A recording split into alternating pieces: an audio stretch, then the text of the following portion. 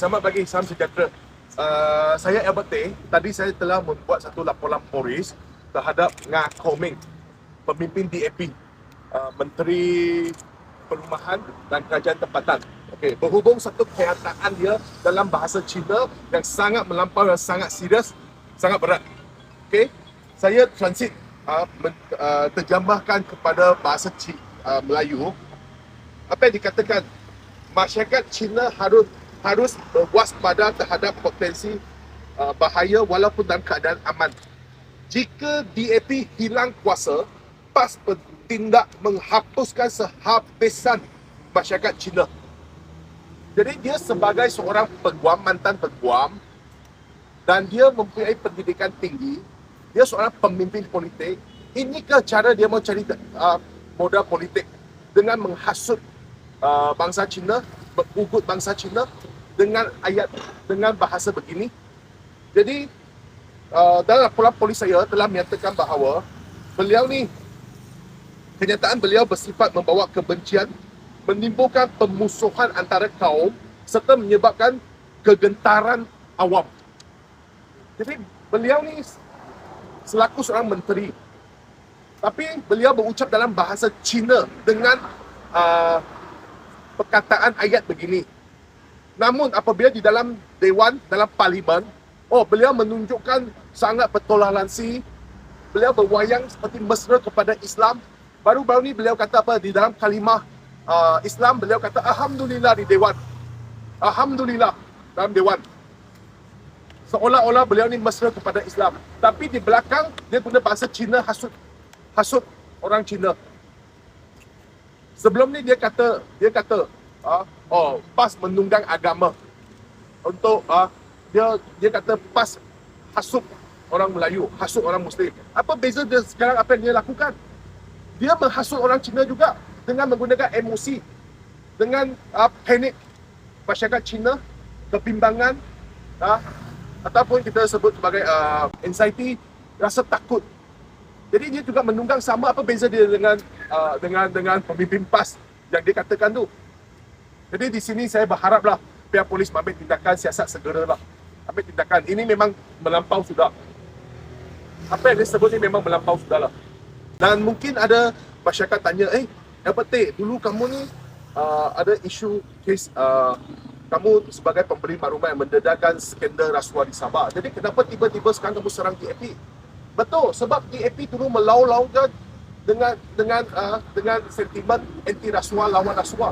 Tapi apabila dalam kes saya tu, dia diam, dia bisu, dia pekak. Jadi di situlah saya memang marah dengan DAP. Saya sangat marah. 15 bulan ni apa dia buat, apa dia sebut. Diam.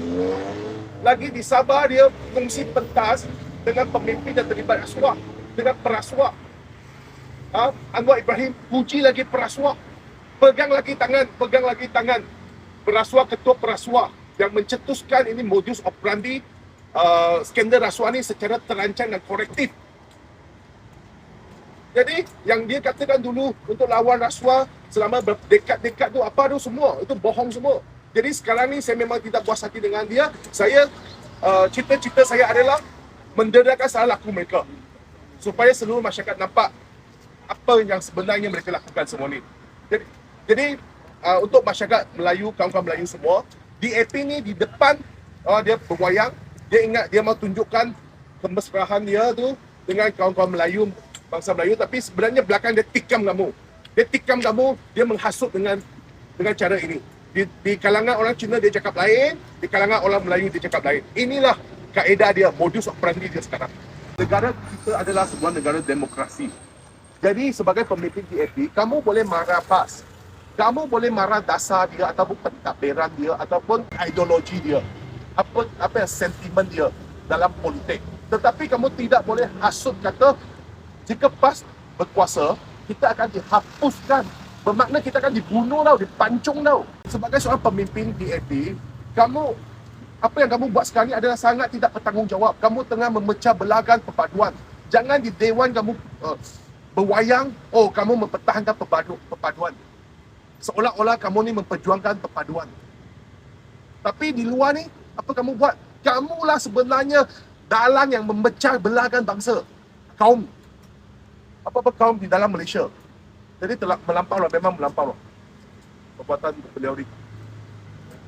Saya rasa tak ada apa-apa yang saya boleh tambah lah daripada apa nama dia telah dikatakan oleh Datuk Abang. Cuma diketengahkan di dalam laporan ni menunjukkanlah hipokrasi kerajaan sekarang ini, yang di mana walaupun mengatakan ingin mendukung prinsip perpaduan, ingin melindungi daripada sentimen-sentimen yang memecah belahkan perpaduan masyarakat berbagai kaum dan agama di Malaysia ni.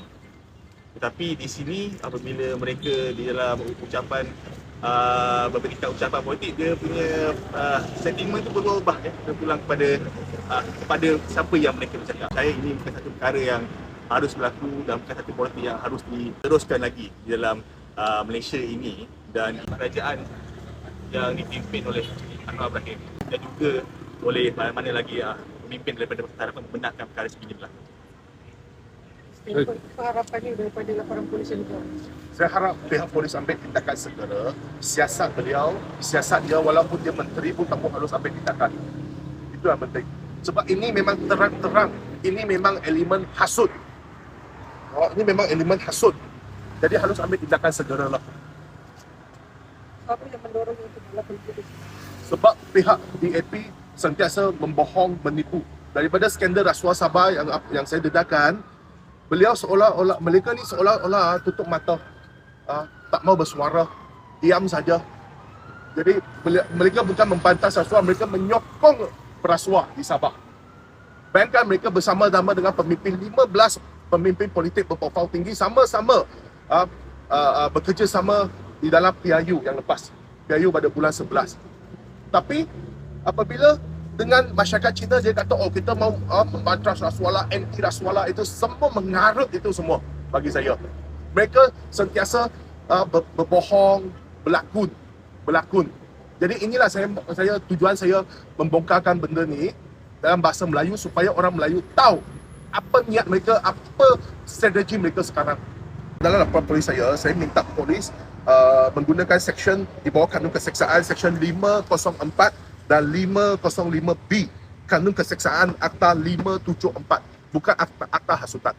Sebab dulu Pakatan Harapan kata, jangan, ini akta hasutan ni tidak betul, harus dimansuhkan.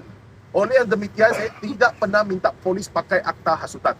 No, saya hanya minta polis menjaga siasatan di bawah kanun keseksaan 504 dan 505B, bukan akta hasutan. Dan baru-baru ni saya ada jumpa seorang peguam Chinese.